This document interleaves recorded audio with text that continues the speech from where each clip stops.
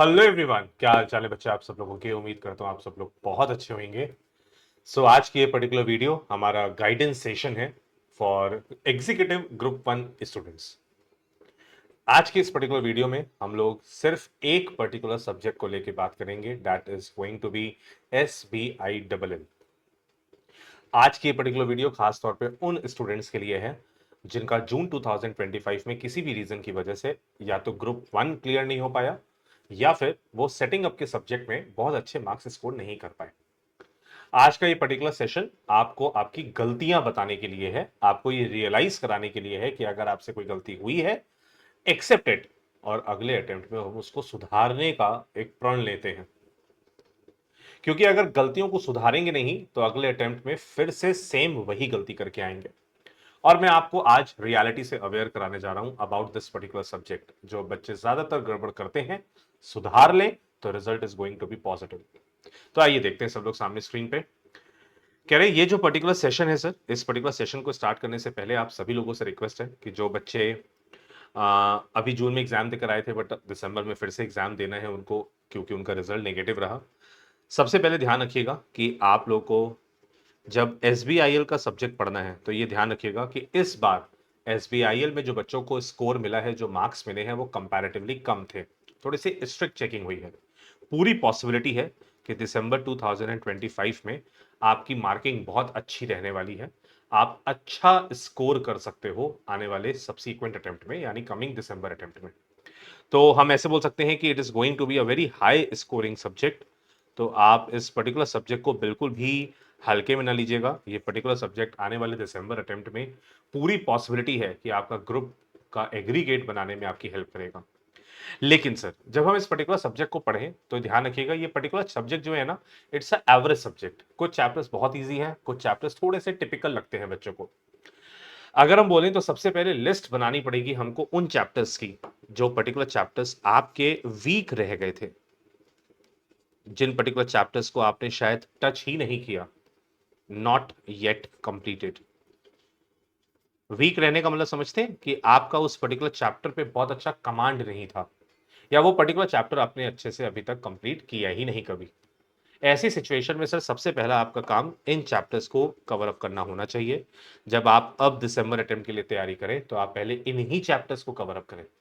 मैंने भी आपके सामने कुछ चैप्टर्स की एक लिस्ट बनाई है सर, जो ज्यादातर बच्चों को थोड़ी सी इन पर्टिकुलर चैप्टर्स में प्रॉब्लम फेस होती है।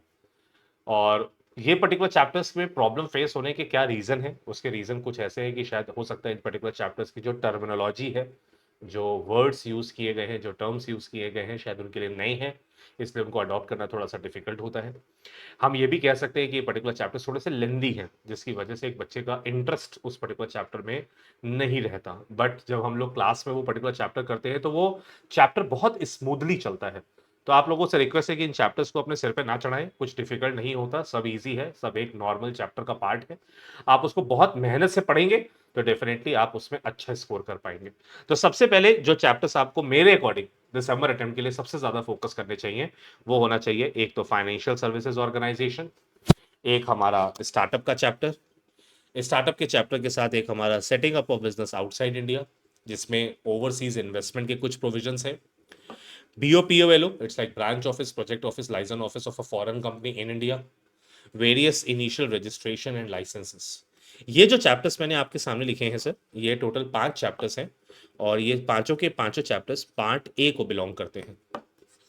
पार्ट ए के इन 5 चैप्टर्स पे थोड़ा सा अपना कमांड पहले अच्छे से बनाइए।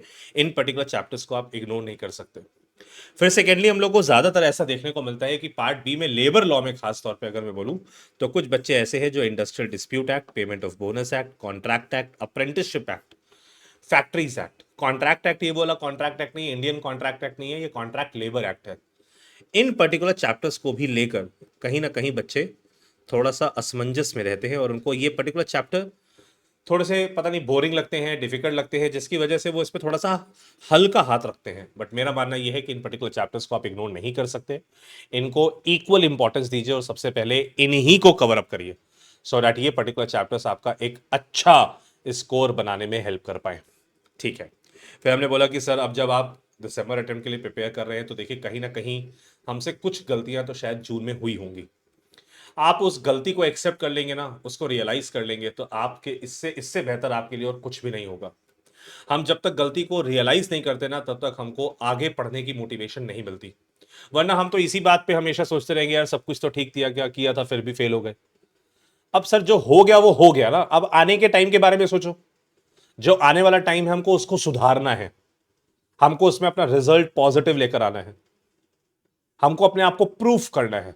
तो ऐसी सिचुएशन में सर ध्यान रखिए, अब आप जब पढ़ें एसबीआईएल के सब्जेक्ट को, तो नोट्स बनाइए, थोड़ा सा एक पर्टिकुलर पेज लीजिए हर एक पर्टिकुलर चैप्टर के लिए, उसमें इंपॉर्टेंट सेक्शंस लिखिए। बहुत सारे बच्चे अभी भी ऐसे हैं जिनको सेटिंग अप में जितने भी लॉज हैं उनके पूरे पूरे नाम याद नहीं है।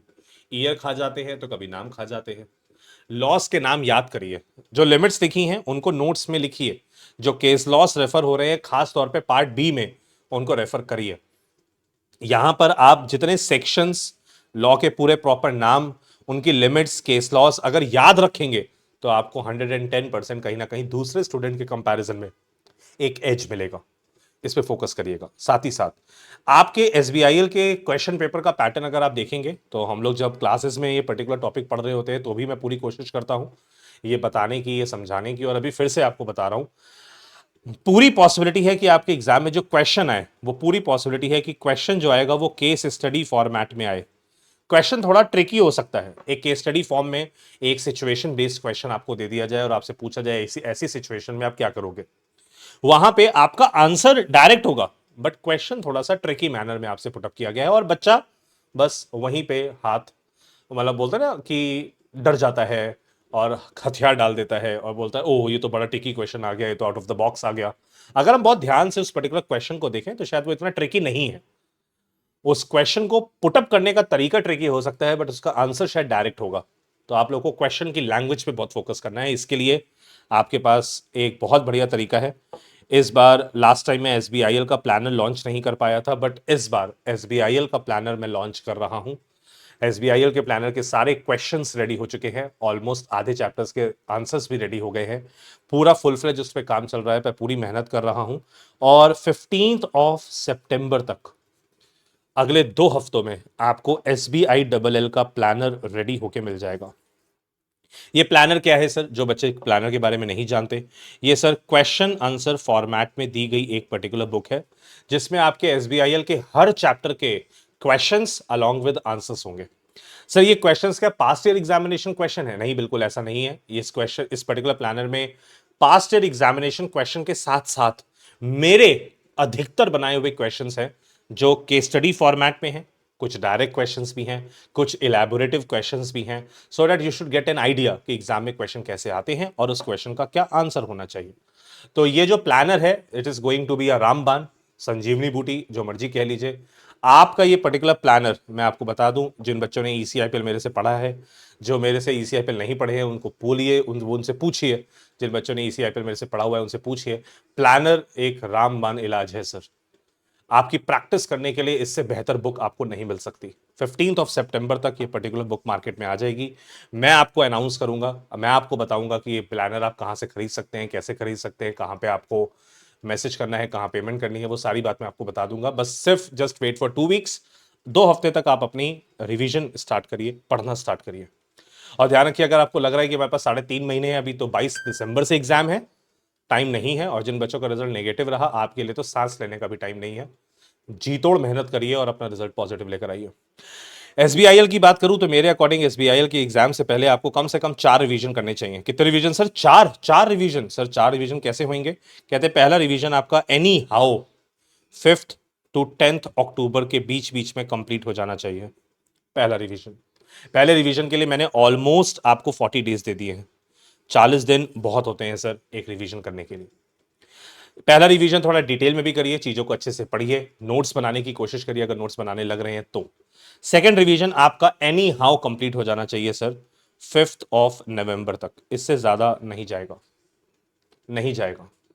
थर्ड रिवीजन जो आपका होगा सर, ध्यान रखिएगा, थर्ड रिवीजन आपका वैसे कोशिश करिए कि 30 नवंबर तक कंप्लीट हो जाए। तो देखिए, पहला रिवीजन हमेशा टाइम टेकिंग होता है, बट दूसरा रिवीजन इतना टाइम टेकिंग नहीं होता है। दूसरे रिवीजन के लिए आपको देखिए ऑलमोस्ट 25 to 28 डेज मिल रहे हैं। तीसरे रिवीजन के लिए भी आपको कहीं ना कहीं 25 दिन दिए जा रहे हैं, और फिर चौथा रिवीजन आपको करना है दिसंबर के मंथ में। 4 रिवीजन अगर आपने कर लिए आपके एग्जाम से पहले, मैं आपको गारंटी देता हूं कि एसबीआईएल का पेपर आपके हाथों से छीना नहीं जा सकता। आप बहुत भयंकर आंसर लिख कर आएंगे, बहुत अच्छे मार्क्स स्कोर कर पाएंगे। आपको बस मेरे से वादा करना है, बिना कुछ इधर उधर दिमाग लगाए सिर्फ पढ़ना शुरू करिए। मैं आपको बता दूं, सेल्फ स्टडी का कोई सब्स्टिट्यूट नहीं है। लेकिन ये ध्यान रखिए, अगर किसी पर्टिकुलर बच्चे को लगता है कि आपका एसबीआईएल का जो पर्टिकुलर सब्जेक्ट है उसमें आपके कॉन्सेप्ट्स वीक हैं, क्या वीक हैं? कॉन्सेप्ट्स वीक हैं। अगर आपको लगता है ना कि आपके कॉन्सेप्ट्स वीक हैं, तो ही आप क्लास परचेज करिएगा वापस से दिसंबर अटेम्प्ट के लिए, वरना आप अपनी सेल्फ स्टडी करिए, रिवीजन करिए, कहानी खत्म करिए। अगर कॉन्सेप्ट्स वीक है तो क्लास करिए, अभी भी हमारे पास 3.5 मंथ्स हैं।